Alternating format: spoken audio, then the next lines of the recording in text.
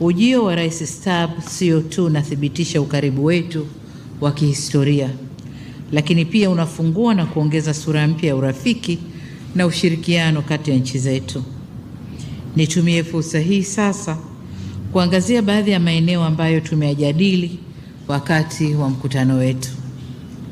Kwanza ni uhusiano wa uwili au bilateral relation. Mazungumzo yetu yalijikita kwenye maeneo tunayofanyia kazi kwa pamoja na yale tunayopendekeza tuweze kuyafanyia kazi kwa pamoja.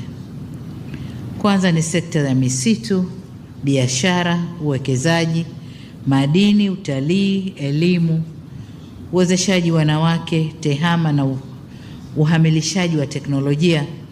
Ni maeneo ambayo kwa muda mrefu Finland imekuwa mbia wetu katika kuyaendeleza. Sote tulikubaliana kuwa